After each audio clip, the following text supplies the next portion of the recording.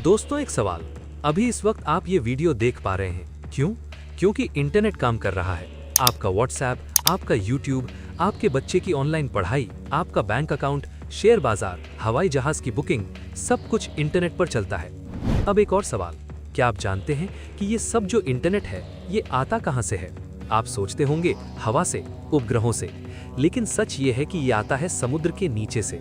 और उस समुद्र के नीचे, ठीक उसी जगह से जहां आज मिसाइलें गिर रही हैं, जहाज डूब रहे हैं, बारूदी सुरंगें बिछी हैं, होर्मुज की जल संधि, जो अब तक सिर्फ तेल और गैस के लिए जानी जाती थी, आज उसी जगह से दुनिया का इंटरनेट भी गुजरता है। और अगर वहां एक भी केबल टूट गई तो भारत, पाकिस्तान, चीन, म्यांमार, खाड़ी के देश, सबका इंटरनेट ठप हो सकता है। ये कोई काल्पनिक खतरा नहीं है, ये आज का, अभी का सबसे बड़ा डिजिटल खतरा है। दोस्तों, सबसे पहले एक बड़ी गलतफहमी दूर करना जरूरी है। हम सोचते हैं कि इंटरनेट बादलों में चलता है, उपग्रहों से, हवा से, लेकिन सच ये है कि दुनिया के अंतर्राष्ट्रीय इंटरनेट यातायात का 95 से 97% समुद्र की तहों में बिछी प्रकाश तंतु केबलों से गुजरता है, उपग्रहों से नहीं।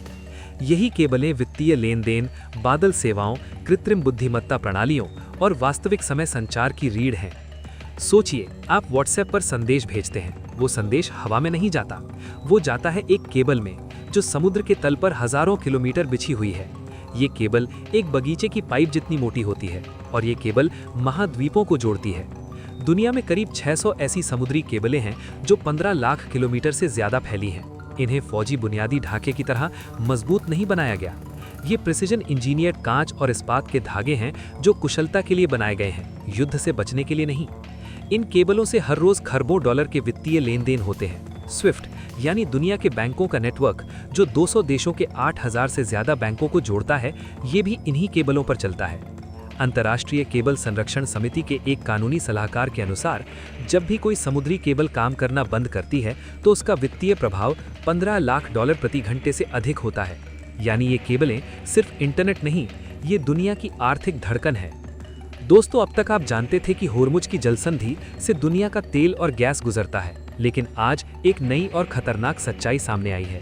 होर्मुज की जलसंधि इंटरनेट यातायात की दृष्टि से भी अत्यंत महत्वपूर्ण है। इस सक्रिय जलसंधि के समुद्र तल पर कई प्रकाश तंतु केबलें बिछी हैं, जो खाड़ी देशों को वैश्विक इंटरनेट से जोड़ती हैं। टेले जियोग्राफी के अनुसार होर्मुज से गुजरने वाली 4 सक्रिय समुद्री केबलें हैं: AAE-1, falcon, gulf bridge infrastructure cable system और टाटा TGN गल्फ। ये केबलें ईरान, इराक, कुवैत, बहरीन और कतर को वैश्विक नेटवर्क से जोड़ती हैं। और लाल सागर की बात करें तो लाल सागर से अकेले 17 समुद्री केबलें गुजरती हैं, जो यूरोप, एशिया और अफ्रीका के बीच अधिकांश डेटा यातायात वहन करती हैं। अब पहली बार ऐसा हुआ है कि होर्मुज की जलसंधि और लाल सागर दोनों एक साथ व्यावसायिक यातायात के लिए बंद हो गए हैं। ये पहले कभी नहीं हुआ था।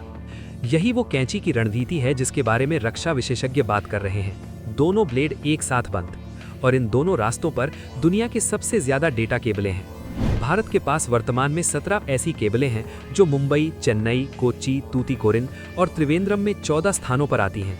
लाल सागर और होर्मुज दोनों ही प्रमुख जोखिम क्षेत्र हैं। दोस्तों, अब उस सबसे बड़े खतरे की बात करते हैं जिसे रक्षा विशेषज्ञ कैंची की रणनीति कह रहे हैं।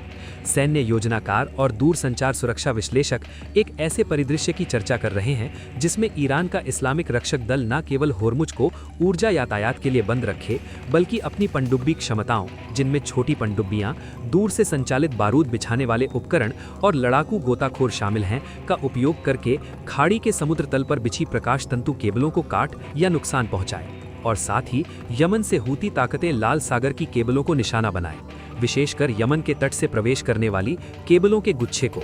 दोनों ब्लेड एक साथ बंद हो जाएं, कैंची पूरी तरह बंद। और इस नुकसान की मरम्मत का समय दिन या सप्ताह नहीं होगा। सामान्य परिस्थितियों में केबल मरम्मत जहाजों को बस यात्रा करनी, नुकसान का पता लगाने और समुद्र की गहराई में जोड़ लगाने में 2 से 4 सप्ताह लगते हैं, और ये तब जब क्षेत्र सुरक्षित हो।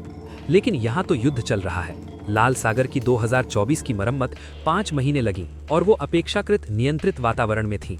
वर्तमान युद्ध क्षेत्र में, जहां समुद्र में बारूदी सुरंगें हैं, जहाजों पर हमले दर्ज हैं और कोई युद्ध विराम नहीं, केबल मरम्मत कार्य के लिए सैन्य सुरक्षा, एक सक्रिय युद्धरत पक्ष की अनुमति और शत्रुता का पूर्ण विराम जरूरी होगा, जो वर्तमान किसी राजनयिक परिदृश्य में कहीं नहीं है। यानी अगर केबल टूटी तो महीनों तक ठीक नहीं होगी। दोस्तों, ये कोई काल्पनिक डर नहीं है, ये पहले हो चुका है। फरवरी 2024 में हूती मिसाइल से एक ब्रिटिश जहाज लाल सागर में डूबा। उसके अंगर में 3 बड़ी केबलें काट दी, AAE-1, EIG और CCOM। इससे एशिया, यूरोप और मध्य पूर्व के बीच 25% यातायात प्रभावित हुआ। सितंबर 2025 में लाल सागर में SMW4 और IMEW केबलें काट दी गईं। इससे माइक्रोसॉफ्ट अज्योर सेवाएं प्रभावित हुईं। भारत, पाकिस्तान, संयुक्त अरब अमीरात और खाड़ी के देशों में इंटरनेट धीमा हो गया। विशेषज्ञों के अनुसार मरम्मत की औसत समयावधि अब लगभग 40 दिन है। 2024 की घटना में एक कंपनी के मुख्य अधिकारी ने कहा था कि यमन के मैरीटाइम प्राधिकरण से केबल मरम्मत की अनुमति लेने में ही 8 सप्ताह तक लग सकते हैं। यानी अनुमति मांगो 8 हफ्ते, फिर जहाज वहां पहुंचे कुछ और हफ्ते, फिर मरम्मत कुछ और हफ्ते, कुल मिलाकर महीनों। और ये तब था जब युद्ध नहीं था। अब तो दोनों रास्ते युद्ध क्षेत्र हैं। दोस्तों, एक और बड़ी खबर जो इस पूरी पिक्चर को और गंभीर बनाती है। मेटा और उसके साझेदारों ने 2 अफ्रीका पर्ल्स परियोजना पर काम रोक दिया है।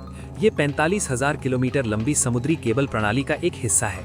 ये परियोजना खाड़ी देशों, पाकिस्तान और भारत को अफ्रीका और यूरोप से जोड़ने वाली थी। केबल बिछाने वाली फ्रांसीसी कंपनी एल्केटेल सबमरीन नेटवर्क्स ने अपनी परियोजनाओं पर फोर्स मेजॉर जाहिर कर दी, यानी कहा कि वो फारस की खाड़ी में काम करने में असमर्थ है। उनका केबल बिछाने वाला जहाज आयल देबाज सऊदी अरब के दम्मान पोर्ट पर खड़ा है, युद्ध समाप्त होने का इंतजार कर रहा है। इसके अलावा semi V6, fibre in gulf और वर्ल्ड लिंक ट्रांजिट प्रोजेक्ट भी रुक गए हैं।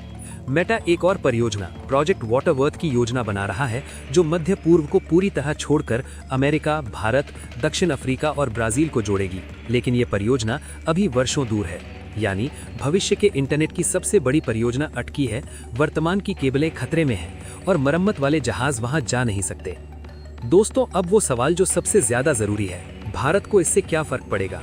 भारत का $250 अरब यानी करीब 23.4 लाख करोड़ रुपए का सूचना प्रौद्योगिकी और आउटसोर्सिंग क्षेत्र निर्बाध वैश्विक संपर्क पर निर्भर करता है। अमेरिका और यूरोप के ग्राहकों के साथ क्लाउड डिप्लॉयमेंट से लेकर वास्तविक समय बातचीत तक सब कुछ कम विलंब वाले नेटवर्क पर चलता है।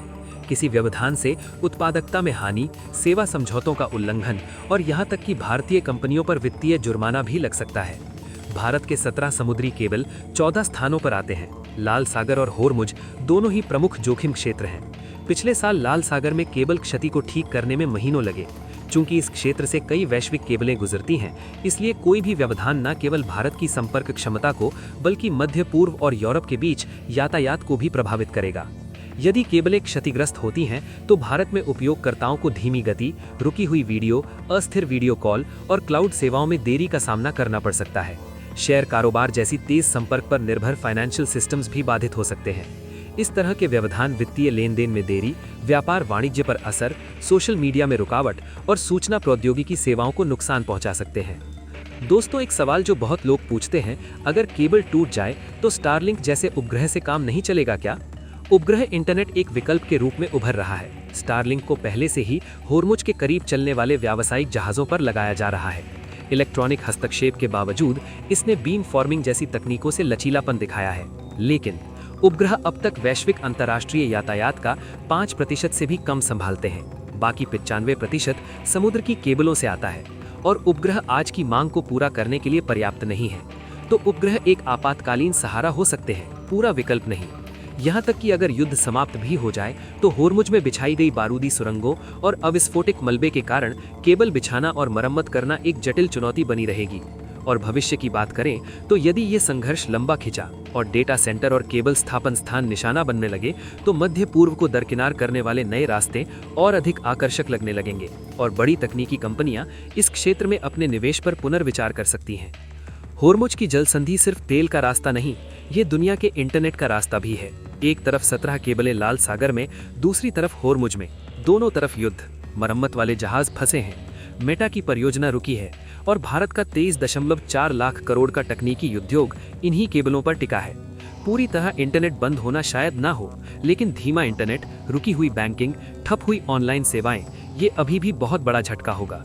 और यही वजह है कि ये सिर्फ ऊर्जा का संकट नहीं, ये डिजिटल सुरक्षा का संकट है और इसका असर हर उस इंसान पर होगा जो आज स्मार्टफोन उठाता है। अगर ये जानकारी आपके काम की लगी तो वीडियो को लाइक करिए, चैनल को सब्सक्राइब करिए और उन सभी लोगों तक पहुंचाइए जो सोचते हैं कि मध्य पूर्व की जंग से उनका कोई लेना देना नहीं।